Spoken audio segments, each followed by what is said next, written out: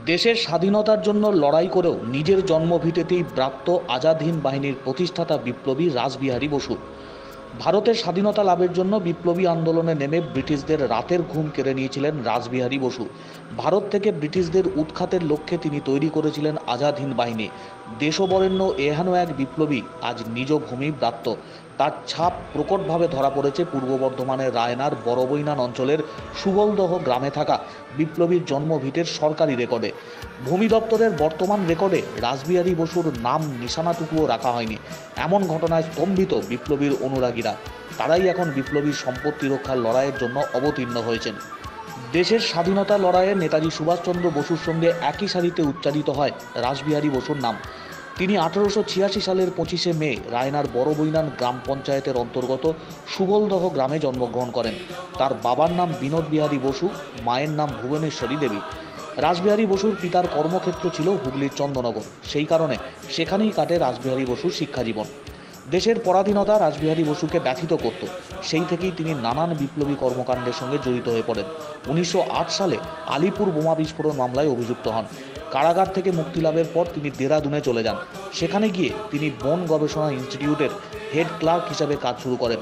তবে এখানেও তিনি আন্দোলন বিমুখ থাকেননি। দেরাদুন থেকে তিনি গোপনে বাংলা, উত্তরপ্রদেশ, পাঞ্জাবের বিপ্লবীদের সংস্পর্শে আসেন।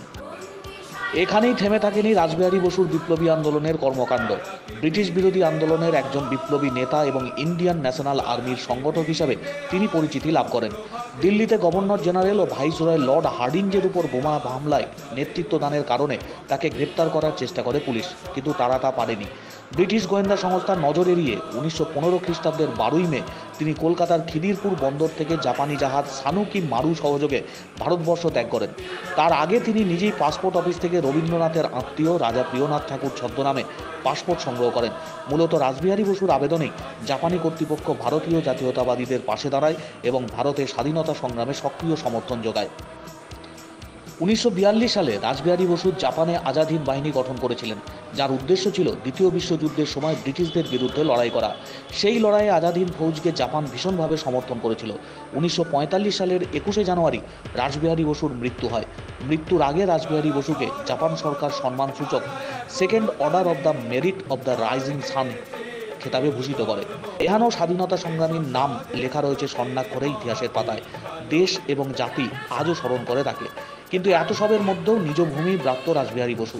জন্মভূমি সুবলদহ গ্রামে থাকা পৈতৃক ভিটের সরকারি রেকর্ড থেকেও তার নাম কাটা গিয়েছে। সেই কারণে ওই ভিটেতে রাসবিহারী বসুর স্মৃতি ধরে রাখার মতো কিছুই করা যাচ্ছে না। দেশের স্বাধীনতার ৭৭ বছর পরেও অগ্নিযুগের বীর বিপ্লবী রাসবিহারী বসুর জন্মভিটে অবহেলা এবং অনাদরে পড়ে রয়েছে। বিষয় নিয়ে কথা বলবো। আমাদের সঙ্গে টেলিফোন লাইনে রয়েছে আমাদের চিফ রিপোর্টার প্রদীপ চট্টোপাধ্যায়। প্রদীপদা, যে সময়ে দাঁড়িয়ে গোটা দেশ জুড়ে স্বাধীনতা দিবস উদযাপন হচ্ছে, সেই রকম একটা সময়েই অগ্নিযুগের বীর বিপ্লবী তার জন্মভিটেতেই অবহেলার শিকার। কি বলছেন গ্রামের মানুষজন? বিলাতি, দেখো, যেটা সব থেকে বড় লজ্জার, আজকে গোটা ভারতবর্ষ জুড়ে স্বাধীনতা দিবস পালন হচ্ছে এবং স্বাধীনতা আন্দোলনে যারা বীর বিপ্লবী তাদেরকে গোটা দেশবাসী স্মরণ করছে।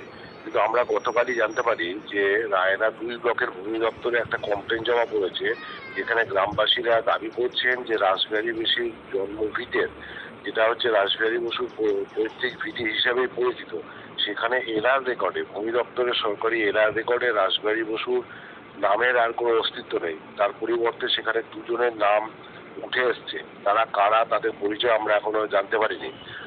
গ্রামবাসীরা যেটা অভিযোগ করছেন, এত বড় মহান বিপ্লবী যিনি দেশের স্বাধীনতার জন্য ব্রিটিশদের বিরুদ্ধে চরম লড়াই সংগ্রাম চালিয়েছিলেন, যিনি আজাদ হিন্দ ফৌজের মতো বাহিনী তৈরি করেছিলেন শুধু ভারতকে স্বাধীন করার স্বপ্ন নিয়ে, সেরকম একজন বিপ্লবী যাকে আমাদের গোটা দেশ আজকে স্মরণ করছে, সেই বিপ্লবী আজকে নিজ ভূমি যেন পরবাসী, নিজের ভিটে থেকে তিনি তার অস্তিত্ব হারিয়ে ফেলেছেন। এর থেকে বড় লজ্জার আর কিছু হতে পারে না। আমরা এই গোটা বিষয়টাকে নিয়ে সুরেন্দ্র গ্রামের অনেক বাসিন্দার সঙ্গে কথা বলেছিলাম। তারাও বিষয়টা জানতে পেরে অত্যন্ত ক্ষুব্ধ এবং মর্মাহত। তারা চান অবিলম্বে প্রশাসন, রাজ্য সরকার এবং ভূমি দপ্তরের যারা আছেন তারা এই গোটা বিষয়টি নিয়ে তদন্ত করে দেখে রাসবিহারী বসু জন্মভিটে এরা রেকর্ডে যাতে তার নাম আবার পুনরায় সংশোধন করে বসানো যায় তার দাবি তারা তুলেছেন। এবং আজকেও সেই ঘটনা নিয়ে রাসবিহারী বসুর প্রতিকৃতিদের সুগন্ধ গ্রামে যেখানে আছে তারা শ্রদ্ধা জানিয়েছেন। অবনীত মানুষ, সুগন্ধ গ্রামের অসংখ্য ছাত্রছাত্রী পূর্ণ সবাই করেছে, সবাই একটা চাইছেন যে মর্যাদার আসনে পুনঃ প্রতিষ্ঠিত করুক ভূমি দপ্তর বিপ্লবী রাসবিহারী বসুকে। টম্পা ধারার সঙ্গে আমি ব্যক্তিগতভাবে কথা বলেছিলাম রাজ্যের পঞ্চায়েত মন্ত্রী প্রদীপ মজুমদারের সঙ্গে। টম্পা ধারা গোটা বিষয়টি নিয়ে অত্যন্ত লজ্জিত। তিনি স্বীকার করে নিয়েছেন যে হ্যাঁ, এরা ভূমি দপ্তরে এরা রেকর্ডে রাসবিহারী বসু আর নামটা নেই।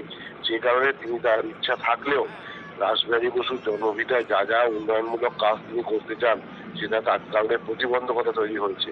তিনি অনেক কিছু চাইছেন যে সেখানে একটা রাসবিহারী বসুকে নিয়ে মিউজিয়াম তৈরি করা, আদার্স অন্যান্য ডেভেলপমেন্ট কাজ আরো যা যা কিছু করা যায় সেইগুলোকে নিয়ে একটা এলাকাটাকে সুন্দরভাবে সাজিয়ে গুছিয়ে তুলতে, কিন্তু সেটা তিনি পারছেন না।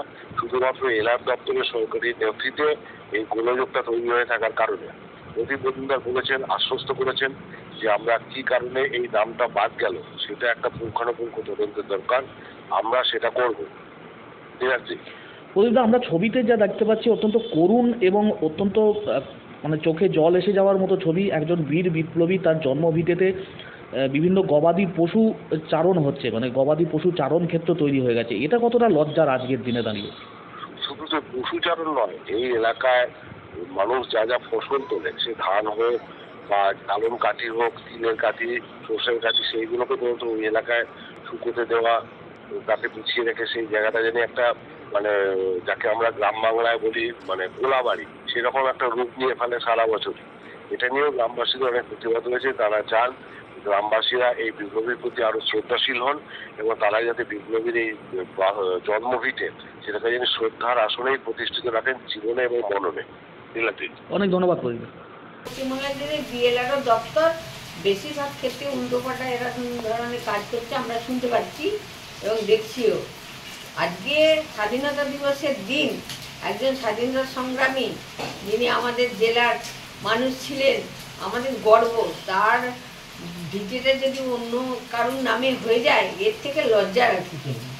সরকারের কাছে দাবি তোলা উচিত যে এই ধরনের ঘটনা ঘটেছে অবিলম্বে এটাকে ওনার নামে রেকর্ড করে এবং উন্নয়নের জন্য ওনার নামে যদি কিছু এখানে ইয়ে করা যায় সেই ব্যবস্থা করার জন্যে ওনাদের করা উচিত।